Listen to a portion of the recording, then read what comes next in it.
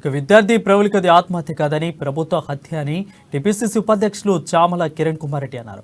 ఉపాధ్యాయుల భర్తీలో ఉద్యోగాల భర్తీలో ప్రభుత్వ నిర్లక్ష్యమే విద్యార్థి ఆత్మహత్యకు మూల కారణమని అన్నారు. 9 ఏళ్లుగా నోటిఫికేషన్లు ఇవ్వలేదని, ఇచ్చిన నోటిఫికేషన్లకు పేపర్ లీక్ అవడం, పరీక్షలు రద్దు అవడంతో విద్యార్థులు మనస్తాపం చెందారని అన్నారు. ప్రభుత్వ తీరుకుతో విసిగిపోయి విద్యార్థులు తమ జీవితాలను బలి చేసుకుంటున్నారని అన్నారు. నియామకాల కోసం సాధించుకున్న తెలంగాణలో విద్యార్థులకు అన్యాయమే జరుగుతుందని ఆవేదన వ్యక్తం చేశారు. దూర ప్రాంతాల నుంచి తల్లిదండ్రులకు భారమై హైదరాబాద్ నగరంలో హాస్టళ్లలో ఉంటూ ట్యూషన్ సెంటర్ల చుట్టూ తిరుగుతూ ప్రతిసారి పరీక్ష రాసి మళ్లీ అవి రద్దై మళ్ళా నోటిఫికేషన్ల కోసం వెయిట్ చేస్తూ ఇదే హాస్టళ్లలో ఉంటూ తల్లిదండ్రులకు భారమై అందరూ మనస్తాపానికి గురైనటువంటి పరిస్థితి కనపడుతుంది. మనం తెచ్చుకున్న తెలంగాణ నీళ్లు నిధులు నియామకాలు అనే ఒక నినాదంతో తెచ్చుకున్న తెలంగాణ ఈ రోజు నియామకాల విషయంలో ప్రభుత్వానికి చిత్తశుద్ధి లేదు.